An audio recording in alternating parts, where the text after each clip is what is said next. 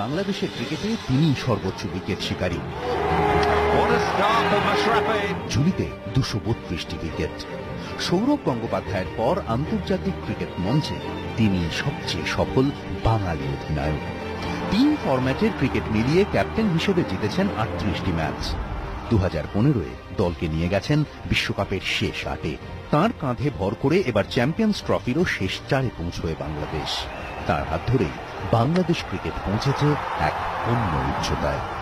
ছোটবেলা থেকেই ছিল খেলাধুলোর প্রতি ঝোঁক। ফুটবল, ব্যাডমিন্টন থেকে সাঁতার কিছুই বাদ যেত না। ক্লাস 6 থেকে প্রেম মোটর বাইকের সঙ্গে। মামা প্রথম কিনে আনে ওই সময়, ওটা ছিল জাপানিজ মোটরসাইকেল, আপনার CDI 100 বলতাম আমরা। ওইটা আসলে এখনো প্রায় 22-23 বছর হয়ে গেছে গাড়িটার বয়স, এখনো রেখে দিয়েছে। ওইটা আমি এখনো বাড়ি গেলে চালাই। 14-15 বছর বয়সে প্রথমবার হাতে ক্রিকেটের লাল বল। আজ তিনি বাংলাদেশের নড়াইল এক্সপ্রেস। চোটের কারণে বারবার ছিটকে গিয়েছেন, আবার ফিরেও এসেছেন একেবারে এক্সপ্রেস গতিতে। আমার ক্যারিয়ারের প্রায় শুরুতেই আমি ইনজুর্ড হয়ে যাই। তো তারপরে যেটা হয় যে প্রথমবার অপারেশন করি ব্যাঙ্গালোরে, দ্বিতীয়বার 2003-এ আবার আমি ইনজুর্ড হই। তারপর থেকে আমি লং টাইম খেলি, বাট 2008 সাল থেকে আবার পরপর 3-4 বার আমার ইনজুরি হয়। বাট আমি মেন্টালি অনেক স্ট্রং ছিলাম, খেলাটার প্রতি অত্যন্ত ভালোবাসা ছিল। সবসময় চিন্তা করেছি আসলে ক্রিকেট না খেললে মানে কি করবো, আমি আনন্দ পাই, মজা পাই। বলের পাশাপাশি ব্যাট হাতেও বদলেছেন অনেক ম্যাচের রং। আন্তর্জাতিক ক্রিকেটে ম্যান অব দ্য ম্যাচ হয়েছেন 15 বার। তিনি ক্রীড়ায় এবারের সেরা বাঙালি, মাশরাফি বিন মুর্তজা।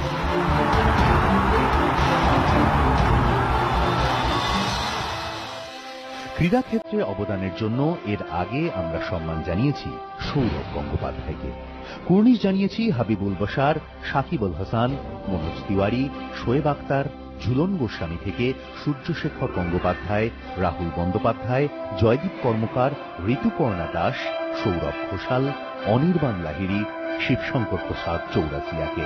ক্রীড়াক্ষেত্রে এবারের সেরা বাঙালি মাশরাফি বিন মুর্তজা।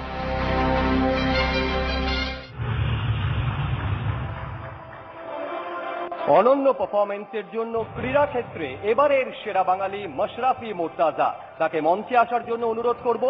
মাশরাফি মুর্তজার হাতে সম্মান তুলে দিতে মঞ্চে আসতে অনুরোধ করব বিশ্বকাপের ফাইনাল খেলে সদ্য শহরে ফেরা আরেক সেরা বাঙালি ঝুলন গোস্বামীকে। একই সঙ্গে মঞ্চে ডেকে নেব পিয়ারলেসের ম্যানেজিং ডিরেক্টর SK রায়। সঙ্গে মঞ্চে ডেকে নেব ক্যামেলিয়া গ্রুপের চেয়ারম্যান নীলরতন দত্তকে।